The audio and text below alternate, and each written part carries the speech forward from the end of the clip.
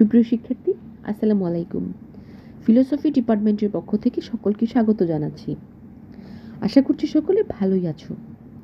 শিক্ষার্থী, একাদশ শ্রেণীতে তোমরা যারা আছো তাদের জন্য আমি আজকে যুক্তিবিদ্যা প্রথম পত্রের প্রথম অধ্যায় যুক্তিবিদ্যা পরিচিতির কিছু বহু নির্বাচনী প্রশ্ন আলোচনা করব। প্রথমে দেখো, যুক্তিবিদ্যা কোন ধরনের বিজ্ঞান? বস্তুগত, আকারগত, বর্ণনামূলক এবং প্রাচীন।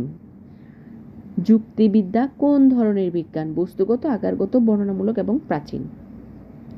আচ্ছা, উত্তরটা পরে বলে দিচ্ছি। 2 নম্বর হচ্ছে যুক্তিবিদ্যার কাজ কি? সত্যকে অর্জন, মিথ্যাকে বর্জন, সুশৃঙ্খল চিন্তা। এখানে কোনটা হবে? 4টা অপশন দেওয়া আছে, যে কোনো একটা তোমাদের সিলেক্ট করতে হবে। এরপরে যেটা আছে সেটা হচ্ছে যুক্তিবিদ্যার জনক কে?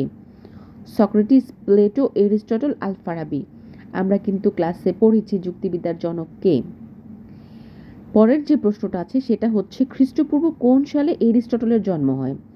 খ্রিস্টপূর্ব 384, 484, 322, 399। এটাও আমরা ক্লাসে পড়েছি। প্রাচীন ভারতের কোন দার্শনিক মতবাদে যুক্তিবিদ্যার ব্যাপক আলোচনা আসে? চারবাক দর্শন, জৈন দর্শন, ন্যায় দর্শন, সংখ্যা দর্শন। এটাও কিন্তু আমরা শিক্ষার্থী পড়েছি। এর পরেরটা হচ্ছে এরিস্টটলের যুক্তিবিদ্যার চেয়ে কোন যুক্তিবিদ্যা আরও প্রাচীন? পারস্য, মিশরীয়, চীনা, ভারতীয়। পরের প্রশ্নটা হচ্ছে মধ্যযুগের যুক্তিবিদ কে? পরফিরি, মিল, রাসেল, জোসেফ। শিক্ষার্থী, আমরা কিন্তু মধ্যযুগটাও পড়েছি। 8 নম্বর প্রশ্নে আছে যুক্তিবিদ্যাকে শুধু কলা বলেছেন কে? যুক্তিবিদ্যাকে শুধু কলা বলেছেন কে? এটা কিন্তু আমরা সংজ্ঞা যখন পড়েছিলাম তখন কিন্তু আমরা মুখস্থ করে নিয়েছিলাম। মিল, জেভেন্স, অলড্রিচ, টমসন। 4 জনের মধ্যে কিন্তু একজন বলেছেন যুক্তিবিদ্যা শুধু কলা। আশা করি উত্তরটা তোমরা খাতায় লিখেছো। এর পরের প্রশ্নটা হচ্ছে জ্ঞানের পদ্ধতি নির্দেশনী যুক্তিবিদ্যার কাজ। জ্ঞানের পদ্ধতি নির্দেশনী যুক্তিবিদ্যার কাজ, এটা কে বলেছেন? এরিস্টটল বলেছেন, মিল বলেছেন, জোসেফ বলেছেন, কপি বলেছেন। এটা মনে হয় আমরা পড়িনি। জ্ঞানের পদ্ধতি নির্দেশনী যুক্তিবিদ্যার কাজ। আচ্ছা, এর পরের যে প্রশ্নটা আছে সেটা হচ্ছে অর্গানন গ্রন্থটি কার রচনা? শিক্ষার্থী, অর্গানন গ্রন্থটি কার রচনা? আমরা যে বহু নির্বাচনী প্রশ্নগুলো আজকে পড়তেছি প্রত্যেকটা উত্তর খাতায় তোমরা লিখবে এবং আমি যখন আনসার শিটটা তোমাদেরকে দিব তার সাথে মিলিয়ে নিবে, তখন তোমরা বুঝতে পারবে তোমাদের কয়টা কারেক্ট হয়েছে, কয়টা ভুল হয়েছে। আচ্ছা, আমাদের যে প্রশ্নটা ছিল সেটা হচ্ছে জ্ঞানের পদ্ধতি নির্দেশনী যুক্তিবিদ্যার কাজ কে বলেছেন? এরিস্টটল, মিল, জোসেফ, কপি। এরিস্টটল, মিল, জোসেফ, কপি কে বলেছেন জ্ঞানের পদ্ধতি নির্দেশনী যুক্তিবিদ্যার কাজ? অর্গানন গ্রন্থটি কার রচনা?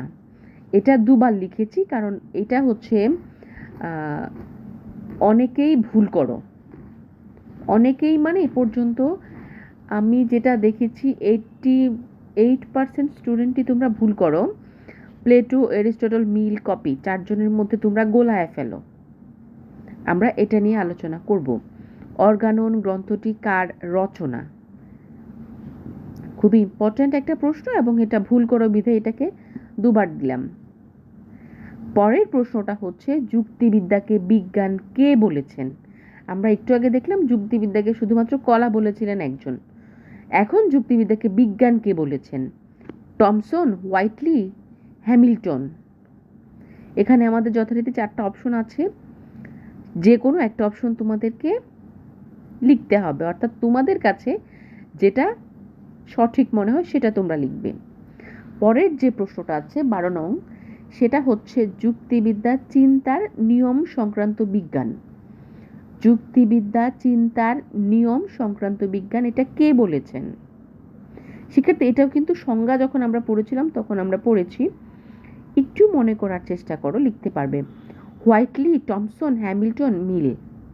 হোয়াইটলি, টমসন, হ্যামিল্টন, মিল কে বলেছেন যুক্তিবিদ্যা চিন্তার নিয়ম সংক্রান্ত বিজ্ঞান? যুক্তিবিদ্যা চিন্তার নিয়ম সংক্রান্ত বিজ্ঞান। আমাদের প্রত্যেকটা অধ্যায় যখন আমরা শেষ করব এরকম বহু নির্বাচনীগুলো সাথে সাথে শেষ করে ফেলবো, তাহলে আমাদের বহু নির্বাচনীগুলো নিয়ে কোনো সমস্যা থাকবে না। পরবর্তী যে প্রশ্নটা আছে সেটা হচ্ছে যুক্তিবিদ্যা কি আলোচনা করে, অর্থাৎ যুক্তিবিদ্যার আলোচ্য বিষয় কি, যুক্তিবিদ্যা কি নিয়ে আলোচনা করে। এখানে অপশন 4টা দেয়া আছে: অনুমান, সাহিত্য, বিজ্ঞান, সৌন্দর্য তত্ত্ব।